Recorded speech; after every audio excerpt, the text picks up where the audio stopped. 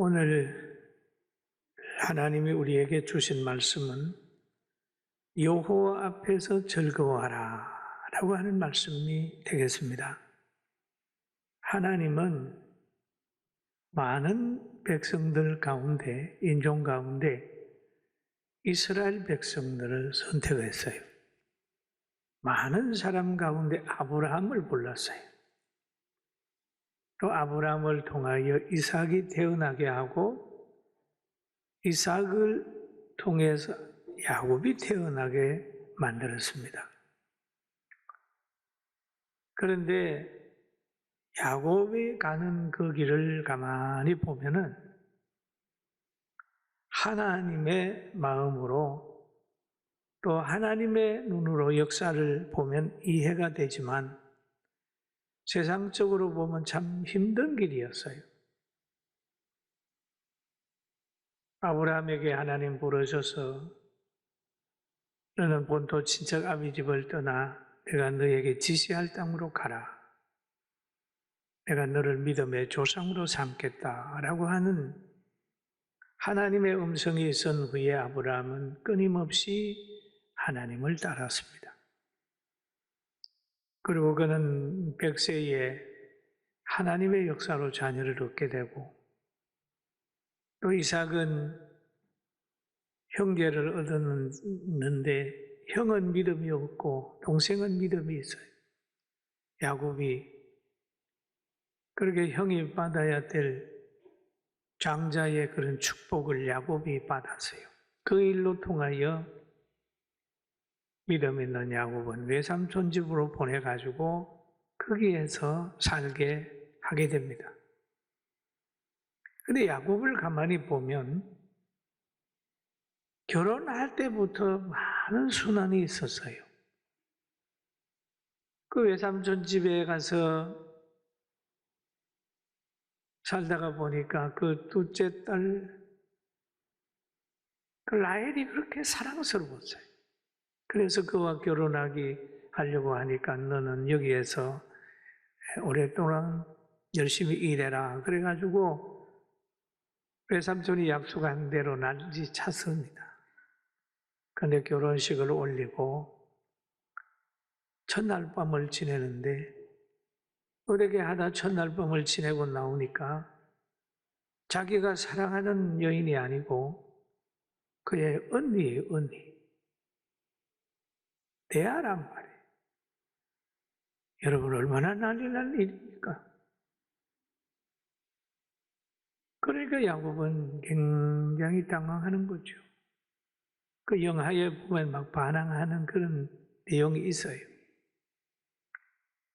그러니까 외삼촌이 그러는 거예요. 우리는 동생을 먼저 결혼시키는 거 아니니까 네가 사랑하는 그 아이를 다시 얻으려면 몇 년간, 7년간 또 수고해라. 그래가지고 다시 자기가 사랑하는 여인을 얻기 위해서 7년간 수고를 합니다. 그래서 그의 몸종 둘하고 두 사람을 통하여 네 명의 아내를 얻게 되는 거죠. 그럼 그 가정을 보면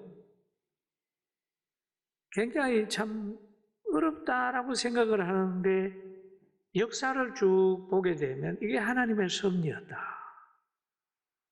왜?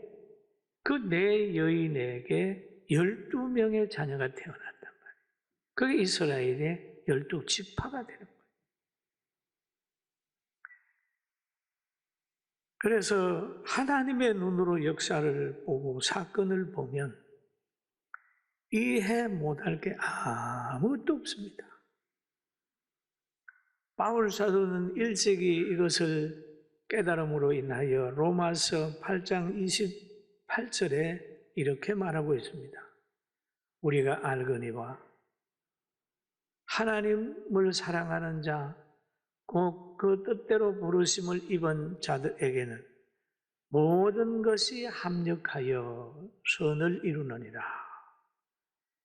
그럼 하나님의 뜻대로 사는 사람들 앞에 일어나는 크고 작은 사건들은 하나님의 눈으로 일개 역사를 보면 모든 것이 은혜다. 그랬습니다. 여러분, 모든 것이 은혜다. 믿습니까?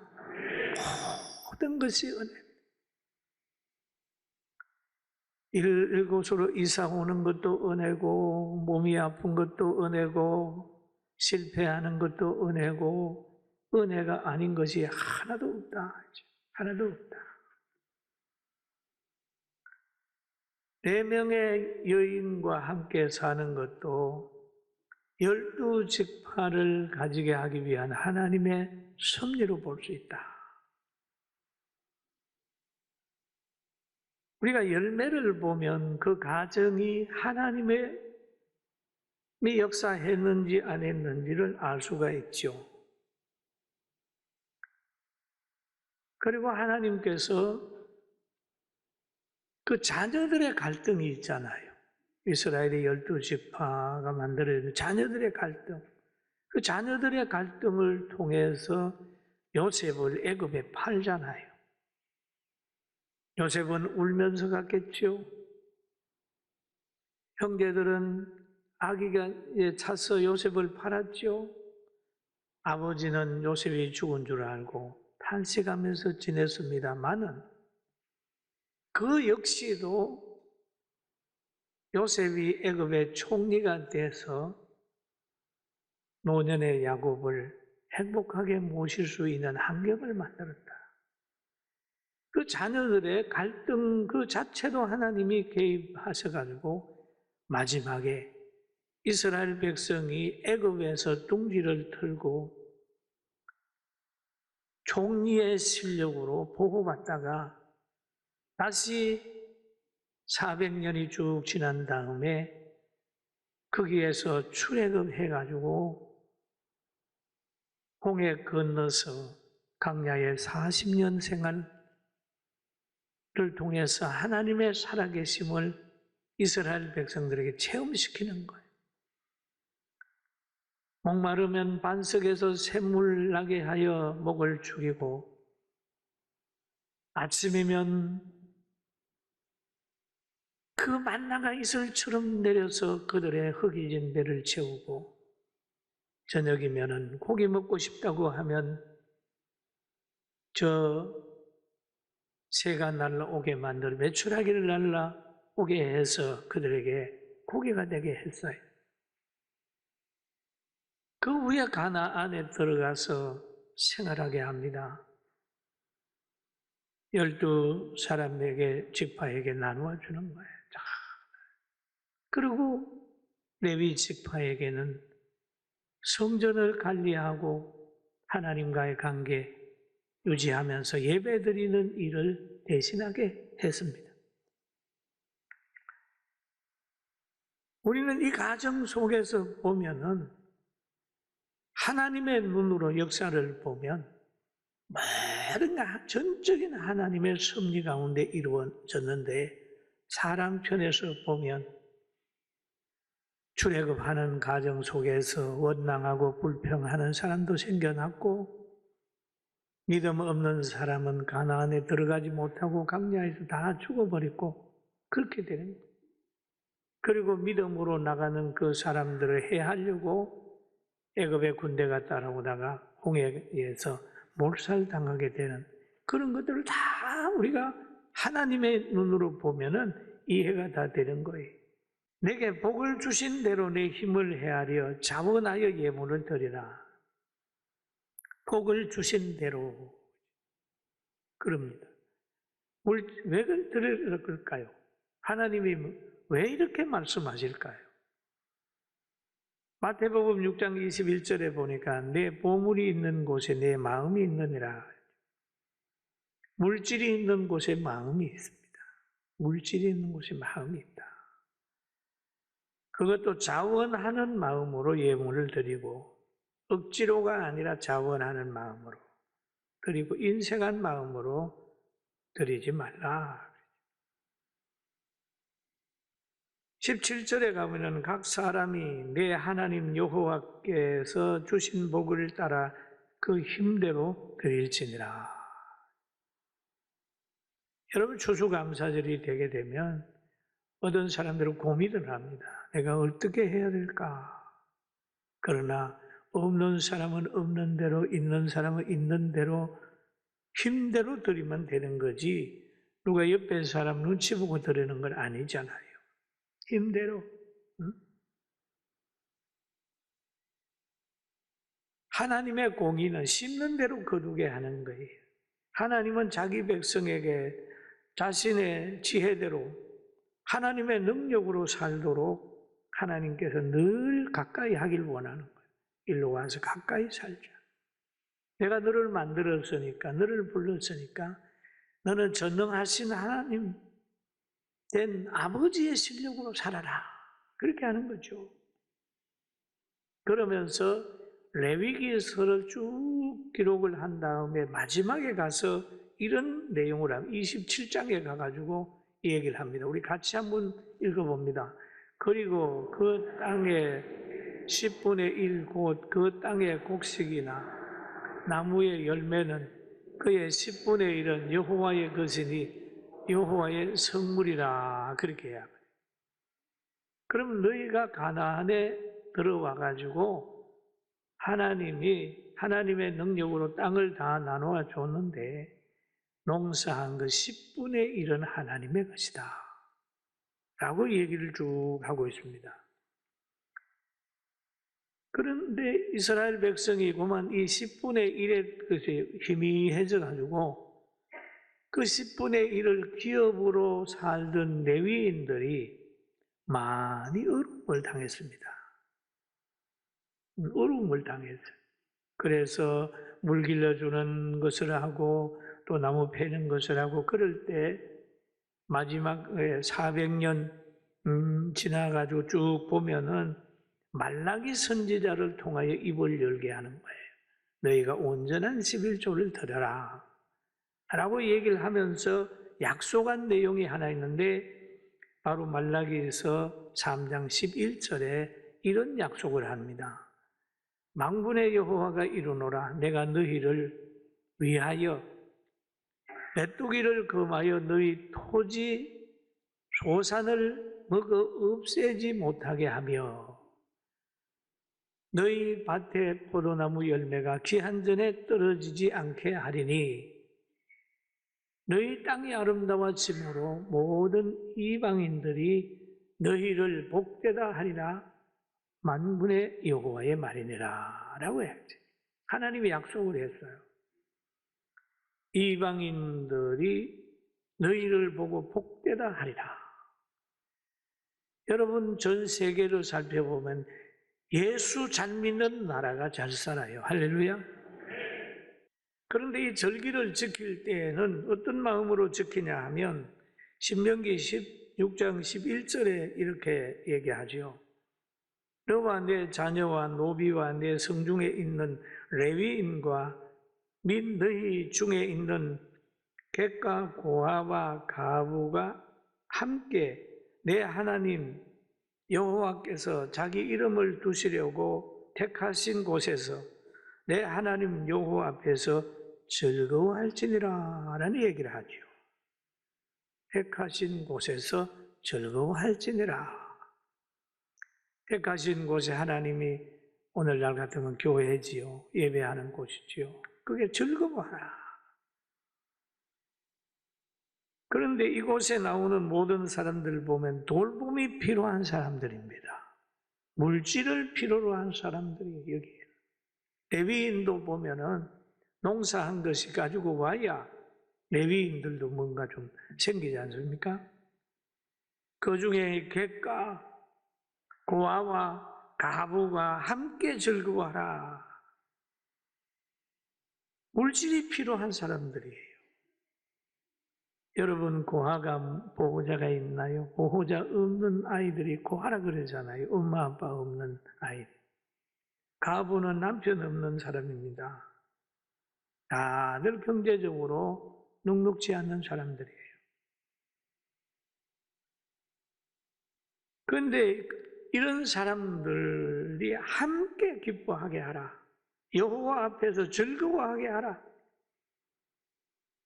예배드리면서 하나님의 정신으로 남을 나보다 낮게 여기면서 함께 기뻐하라. 절기를 지킬 때에는 너와 내 자녀와 노비와 성중에 거주하는 레위인과 객과 고아와 가부와 함께 즐거워하라 라는 얘기를 하는 겁니다. 함께 즐거워하라. 여기 다들 가만히 보면 물질이 필요한 사람이잖아요. 물질이.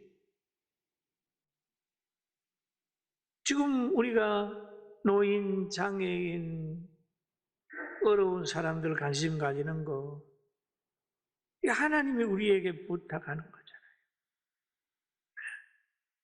복 주신 것으로 온전히 기뻐하라. 너의 손으로 수고하는 모든 일에 복 주실 것이니 라는 얘기예요. 하나님은 절기를 지키고 그렇게 하는 사람에게 복 주실 것이니. 여러분, 하나님 잘 믿으면 미래에 복을 받습니다. 복을 받습니다. 복을 받습니다. 그리고 육신적으로도 복을 받을 뿐만 아니라 영원한 천국의 복도 받는 거예요. 참 중요해요. 구제는 하나님을 구워드리는 겁니다. 주기 좋아하는 사람, 저는 뭐 가난하게 사는 사람 제가 못 봤어요. 다 줄 수 있도록 만드는 거예요. 그래서 잠언서 19장 17절을 우리 같이 한번 봅니다. 같이 봅니다. 시작. 가난한 자를 불쌍히 여기는 것은 여호와께 구워드리는 것이니 그의 선행을 그에 갚아주시니. 얼마나 귀해요. 가난한 자를 불쌍히 여기는 것은 여호와께 구워드리는 것이니. 여호와께 구워드리게 되면 어떻게 될까요? 꼭 갚아줄 거예요. 그의 선행을 그에게 갚아주리라. 틀림없이 믿음대로 사는 사람은 연세가 들면 들수록 더 존귀하게 하나님이 높여놓는 거예요.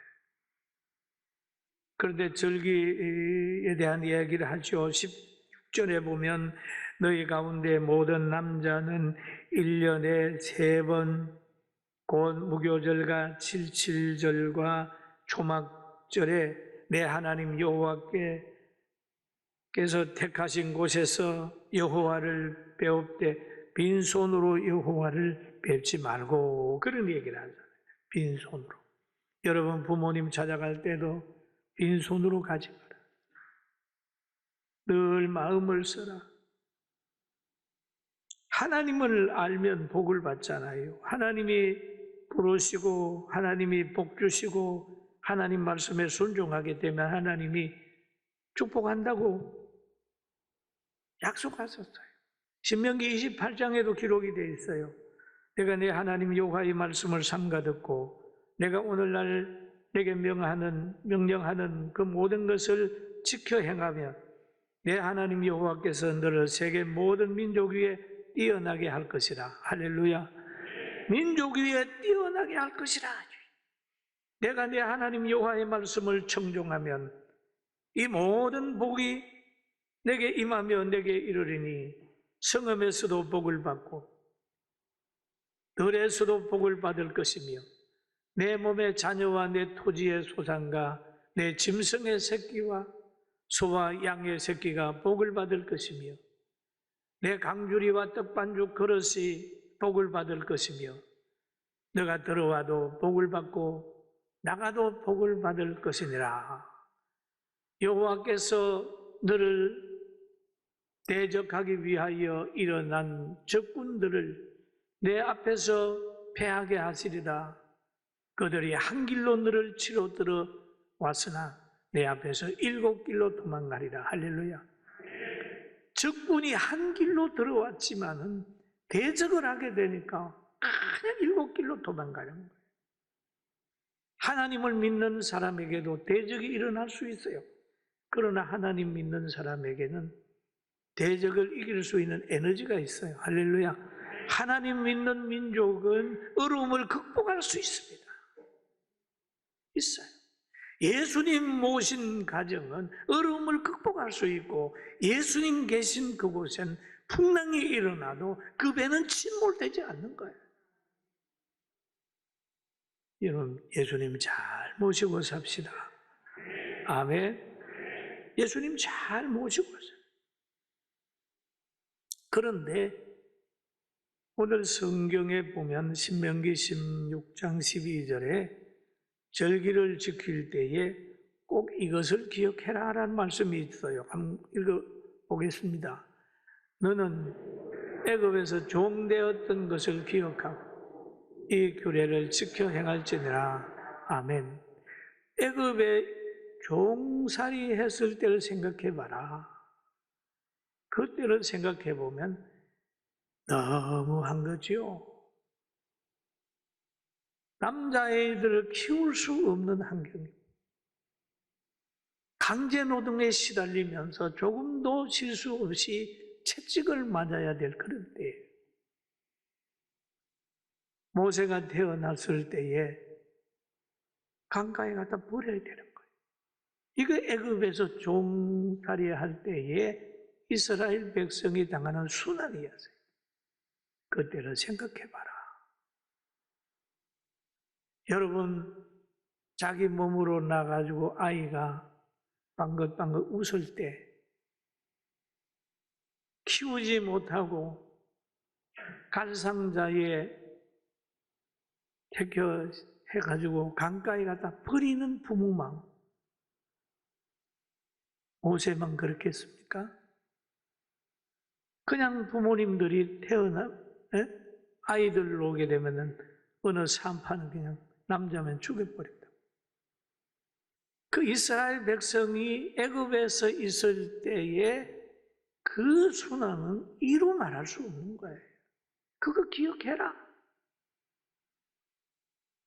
가나안에 살면서 그때의 어려움을 기억해라. 그러면서 절기를 지켜라 라는 얘기를 하고 있는 겁니다. 여러분, 과거를 기억하고 바르게 살게 되길 주의 이름으로 축원합니다. 예수 믿는 여러분들은 망하지 않아요. 않습니다. 망하지 않습니다. 세상이 다 덤벼도 예수 믿는 사람 망하지 않아요. 예수님을 안 믿으니까 망하는 거예요. 그렇잖아요. 죽고자 하면 살고 살고자 하면 죽느니라. 여러분, 많은 책이 있지만은 다 그런 책은 역사 속에서 사라졌어요. 성경은 지금도 어디로 가든지 성경은 읽혀지고 있어요. 나폴레옹의 역사도 모든 것도 다 역사에서 사라지면 지지만은 바울과 같은 사람, 예수님을 믿었던 모든 사람들은 지금도 우리가 그들의 신앙과 그들의 것을 담고자 하는 거예요. 여러분, 믿음을 가지고 여러분 가정 절대 무너지지 않는다. 예수님 앞 세우면 원수마귀도 여러분에게 굴복한다는 걸 알고 믿음으로 든든히 서갑시다. 아멘. 아멘. 그리고 과거를 잊지 마십시오. 과거를 잊지 말고 미래를 설계하세요. 과거에 매여 있는 건 아니에요. 미래를 보는데 노년만 보지 마세요. 노년만 보면 실망합니다. 그 위에 천국을 봐요. 부활을 보고 천국을 봐요. 노년을 보게 되면 늙고 병들고 나중에 가서 당황하게 되는 거예요. 예수님 안에 천국을 봐요. 오늘 절기를 지키면서 다시 한번 새로운 각오가 있기를 주의 이름으로 축원합니다.